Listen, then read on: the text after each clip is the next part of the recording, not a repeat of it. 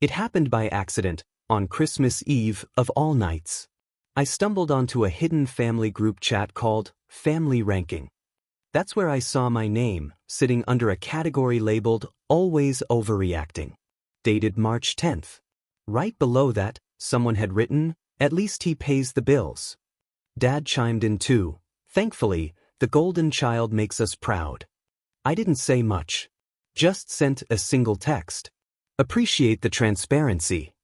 That was all I wrote. The next morning, I quietly pulled the plug on 3 payments. Said nothing. Later that evening, they checked the mailbox and found a USB inside. One file on it, titled Plantuntus. They never made it to the ending. Earlier that day, I had shown up like I always did. Christmas Eve, bottle of red wine in hand, 2 grocery bags, and absolutely no expectations. That was my first misstep. I had told myself maybe this year would be calmer, maybe even better. I came with a simple plan. Keep things polite, have some food, then leave before dessert rolled out. But they had their own script. It all kicked off when my sister handed me her phone to show off a picture of her new puppy. She forgot to close her apps. When I hit the home button to exit the photo, a chat popped up. Family Ranking. I didn't go looking for it, it was just there. Right in my face. One message from Mom read, "Still think he overreacts." Same date, March 10th. "At least he pays the bills," it repeated. And Dad again with, "Thankfully, the golden child makes us proud." I stared at that screen for about 5 seconds. Long enough to stop lying to myself about who these people were. Long enough to feel something settle, not anger, not heartbreak. Just a kind of cold clarity. I gave the phone back without saying a word. Then walked quietly down the hall. Pulled out my phone. Opened my banking app. Canceled 3 auto payments. The mortgage buffer, the streaming bundle, and that extra payment on their electric bill. Gone. Just like that. After that, I sent one line into the group chat. Appreciate the transparency. That was the whole message. No drama.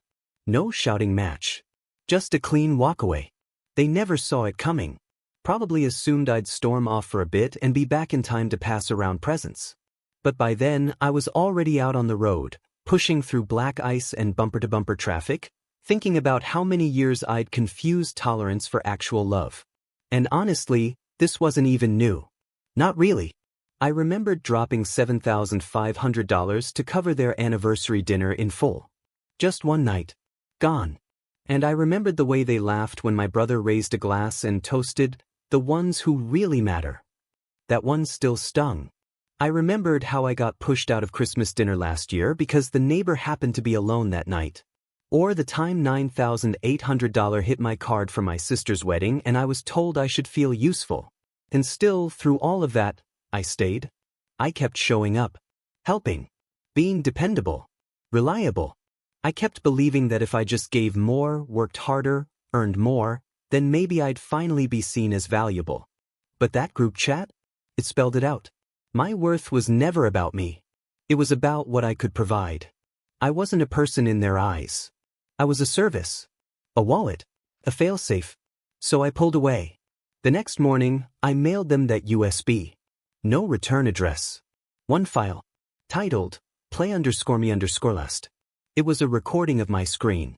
Logging into systems they didn't even know I had access to. I went in, stripped away their access, shut down licenses, and downloaded invoices that had both their names and mine tied to them. No threats. No rants. Just quiet documentation. They opened the file that night, but never finished watching it. I checked the analytics. They made it exactly 3 minutes in, right after I said, "You thought I was the infrastructure. I was just the sponsor." And then the phones started lighting up. Dad asked, "What is this?" Mom messaged, "You're ruining Christmas." My sister chimed in with, "Guess we were right. Always overreacting." I didn't answer any of them. I didn't need to. They never got far enough to hear the end of that recording, where I said, "This isn't revenge. It's subtraction." And deep down, I think part of them understood. They hadn't lost a provider. They lost the reason the gifts ever showed up in the first place. By the 3rd day of silence, I knew it had finally sunk in. Not because they reached out. but because the pretending stopped. The fourth morning, an envelope showed up at my place. No sender listed. Inside was a handwritten list of all the transactions I had canceled. Red ink circled the totals.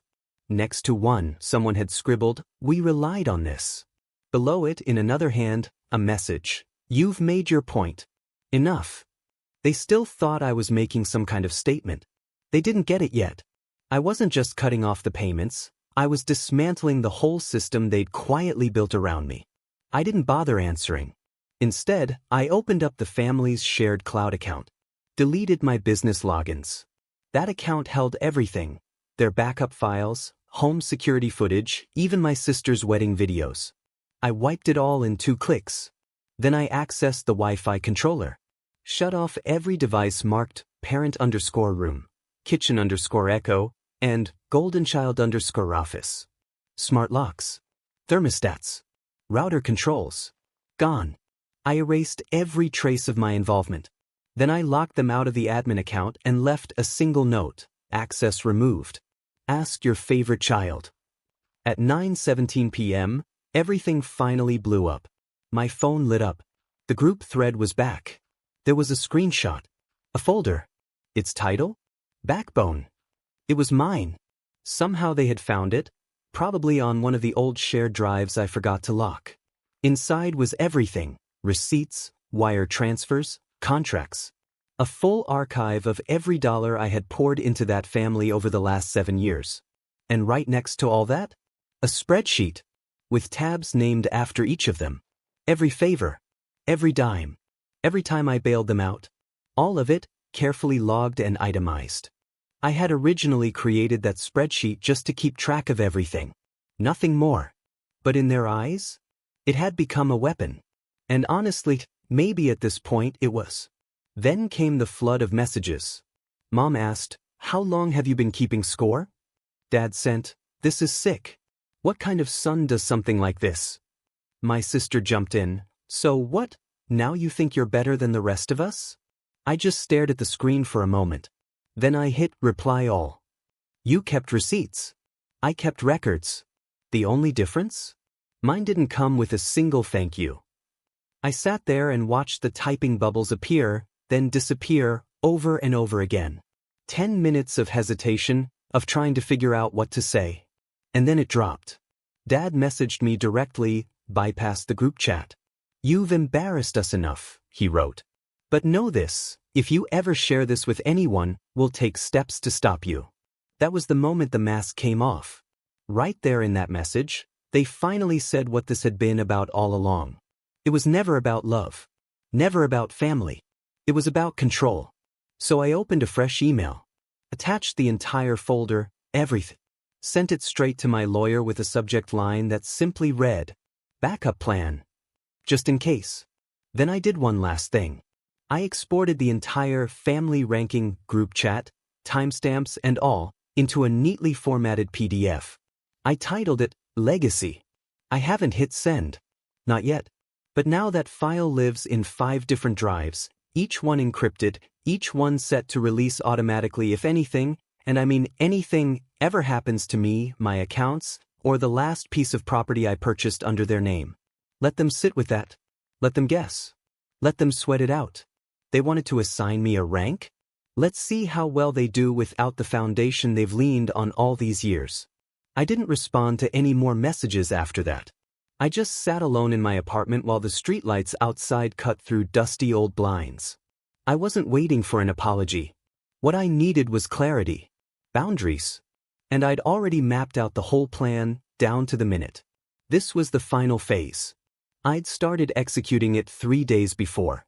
I had uploaded a redacted version of the family group chat to a new Telegram channel. No names, just roles. Provider. Golden child. Overreactor. The language, the emotion, the tone, it all stayed exactly the same. Raw and honest, like Christmas Eve all over again. The message I sent out was simple. Here's how they really ranked me. By morning, over 300 people had joined the channel. Old coworkers, extended family, friends of friends, folks who'd quietly wondered why I'd vanished from the family holiday cards. Then the comments started rolling in. Anger. Support. They couldn't pretend anymore. Couldn't spin their story behind closed doors. The curtain had lifted. The next morning, I cut off another one of their safety nets. I locked them out of the shared investment portfolio, redirected every future dividend into a mental health foundation. I did the same with the household utility account I'd been managing. All bills, paused, autopays, gone. No explanation offered. Their financial resources dried up, quietly. And the silence made it worse for them, because they couldn't complain without admitting just how dependent they'd been on me. Then I released some personal photo albums to a few trusted friends and coworkers. No drama. Just genuine moments. Me on a birthday hike. Me doing volunteer work. Picture of my first bonus check. The response was almost instant. Invitations started coming in. Messages asking when we'd reconnect. My life existed without them. My identity wasn't tied to their approval anymore. I finally saw that. They couldn't stand it. And that's when the real them finally surfaced. My lawyer gave me a heads up. A scanned letter had come through from my parents. We acknowledge the breach of trust. We're considering legal action unless you sign an NDA and restore all prior access. Translation? Shut up and give back control. They still thought this was a negotiation. Still thought I'd cave if they wrapped it in a fake apology. But I knew better. When had I ever been family to them? I'd been a vault. An ATM with legs. I sat down and typed my reply. The trust was broken long before I canceled a single payment. When was the last time you looked at me and saw a son, not a transaction? Here are my terms. I want a written acknowledgement that I mattered emotionally, not just financially. Then we can talk. That night, I recorded a voice message and saved it. I was your safety net, I said. You used to call me silent, but reliable. Now I'm just reliable, for me. If you want me back in your life, start with a written thank you. Then show me, don't threaten me. I didn't send it. Not yet. 2 days later, the twist came out of nowhere. A Skype message, straight from my sister. Not in the group chat. Not through our parents. She went directly to me. Remember Mom's secret account? She wrote. We found it. My heart jumped. She said they'd uncovered a hidden trust fund our mother had set up years ago, meant to support her kids' education. It had just been sitting there, untouched. And now? They were hell-bent on getting their hands on it. They told me if I didn't cooperate, they'd go legal again, but this time it wasn't to shut me up. It was to seize that money. And somehow, I was the key to unlocking it. I sat back. They weren't trying to apologize. They weren't reaching out because they missed me. They needed something. They weren't reacting, they were calculating. And that realization hit me like a punch to the ribs. So I decided to act, but not out of fear. I wanted something stronger than payback. Something they couldn't twist or undo. That night, I sat down and recorded a video. It opened with my sister's message right there on screen. Then I walked the viewer through it all, our family history, the anniversary dinner, that hollow feeling when my name didn't even come up, the $9,800 wedding expense, the shutdown of payments, the Telegram channel, and then I introduced the newest move. Now they speak to me, I said, but only when there's money involved. A trust fund, locked and waiting, if I play along. I ended it with the truth they didn't want to hear. I see you. I see what matters to you. This isn't family anymore, it's a collection agency. Then I dropped the final twist. I had already transferred the entire trust fund into a charitable foundation. In our mother's name. It was irrevocable, tax-exempt, untouchable, and completely out of their reach, forever. The trust fund was officially out of their hands. Legally sealed off, untouchable, and permanently locked away. I bundled the video I'd made along with the foundation documents into a file named play__me__last on a USB stick. I sent that USB to my lawyer with clear instructions. Only deliver it to the family if they tried to escalate things legally. I tracked the delivery, making sure it didn't go directly to them but was ready if everything blew up. I felt it then, the tight pinch right at the center of my chest. This wasn't about anger or revenge. It was the final act. Then came the last move. I emailed everyone following that Telegram channel a new video. It showed exactly how the trust had been moved and why it was now completely out of reach. If you want to understand who's really keeping score and who's closing the book, watch this. My lawyer confirmed it.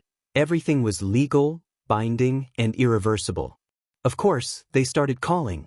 Texts flooded in shock, disbelief, rage. Finally, a voicemail from Mom.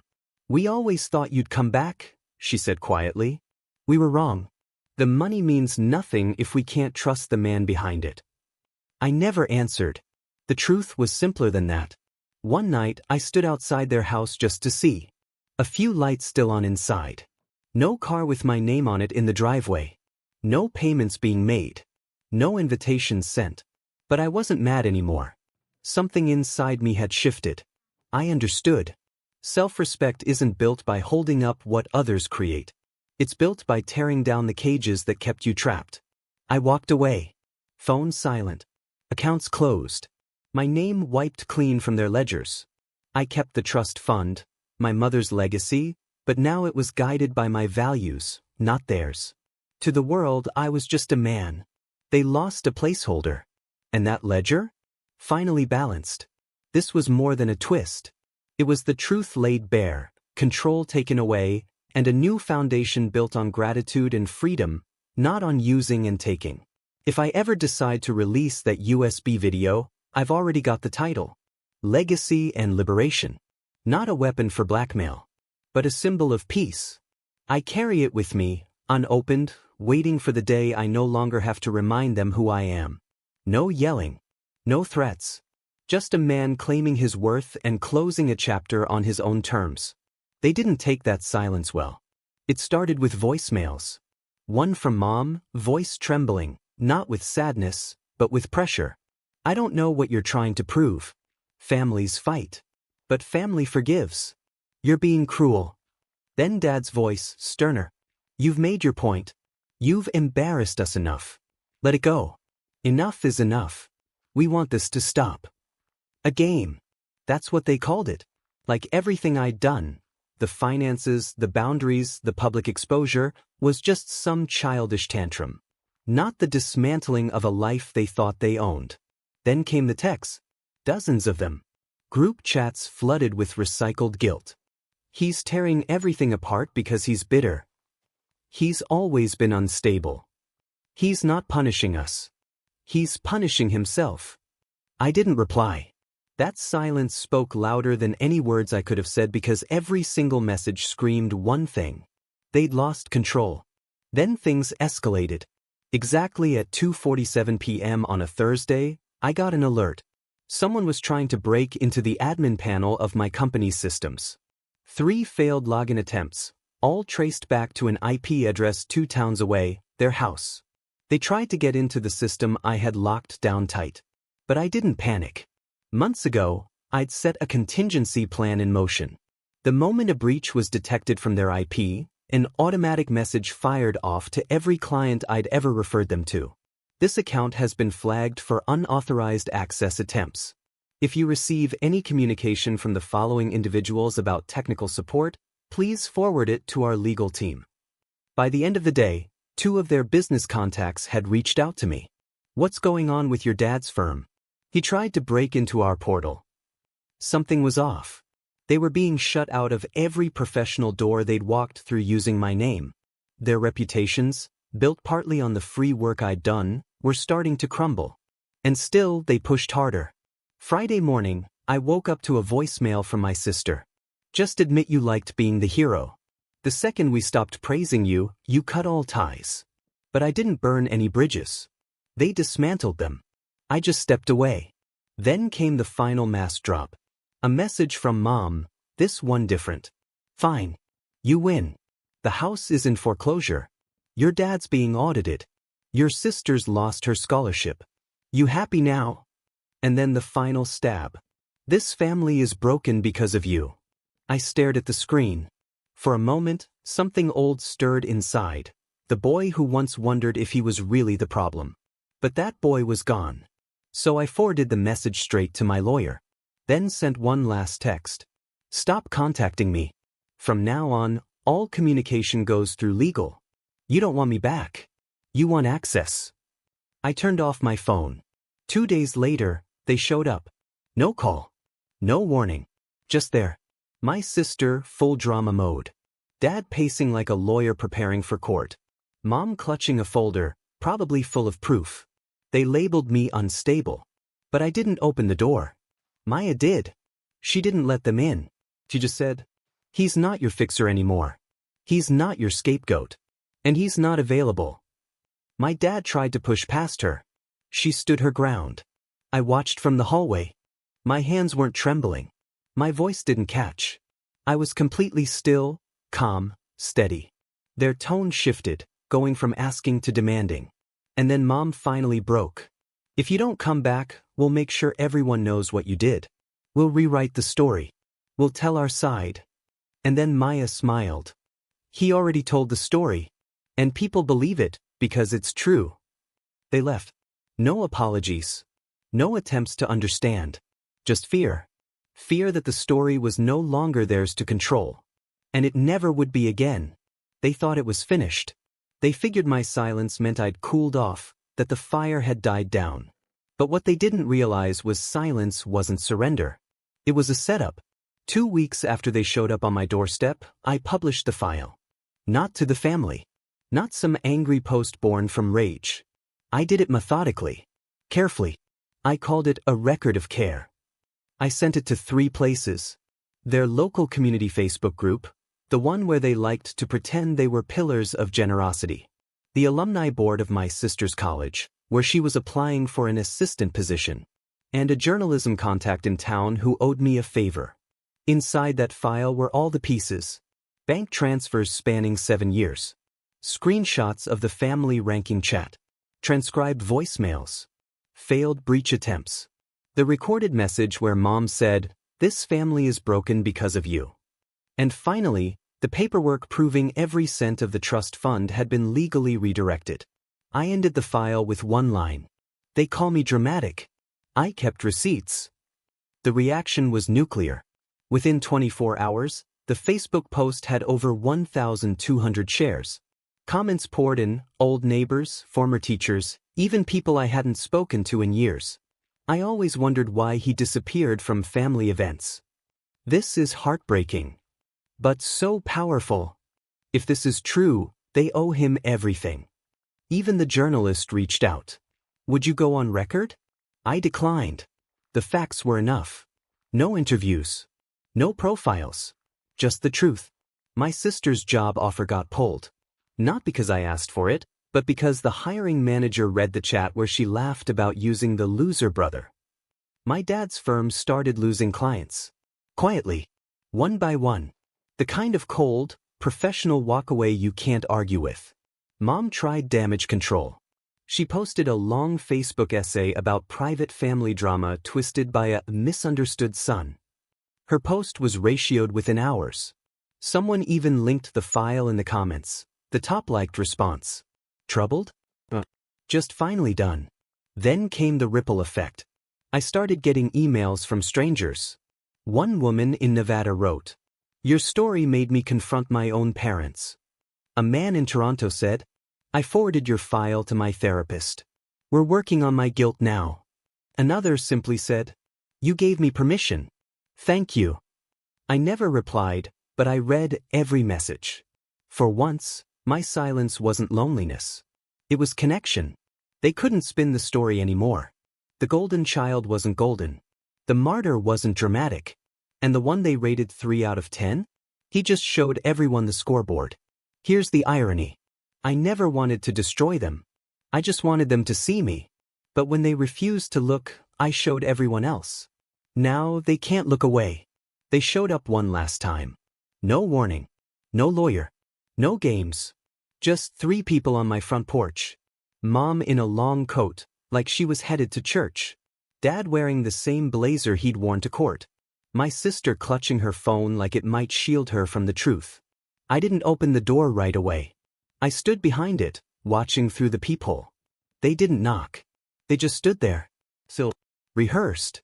Waiting for me to fall back into their trap. waiting for me to finally let them speak. I didn't. Maya answered. She opened the door, stepped aside, but didn't say a word. They took that silence as permission. They filed in quietly, like mourners at a funeral.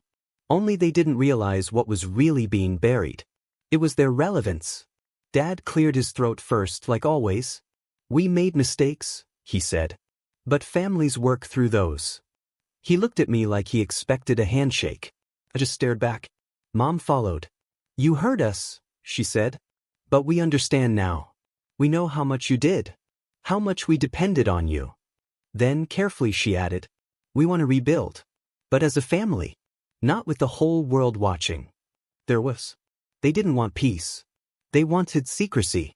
They weren't here to apologize. They were here to cage me again. I stayed silent. So my sister spoke. And snapped. You destroyed everything. You humiliated us. But just because we didn't say thank you enough. I almost laughed. Instead, I walked to the kitchen drawer. Pulled out a printed page. Laid it flat on the table. No words spoken. Just bold text, 16-point font. You didn't lose the dinner. You lost me. I turned it toward them. Watched as they read it. Mom looked like she might cry. Dad went pale. Sister scoffed. So that's it? You're cutting us off forever? Over this? I finally spoke. First time in months. Not over this. Over 20 years of being convenient, quiet, and erased. They didn't move. Didn't argue. Because now they knew. They weren't talking to the fixer anymore. They were talking to the exit wound. I walked to the door. Held it open. Not angrily. Not coldly. Just done. They left. No hugs. No fake promises. No, we'll talk again. And as they stepped off the porch, I said the last words they'd ever hear from me. Legacy isn't what you build. It's what survives after you're gone. What? Still standing. Door closed. Silence returned. And for the first time, it wasn't punishment. It was peace.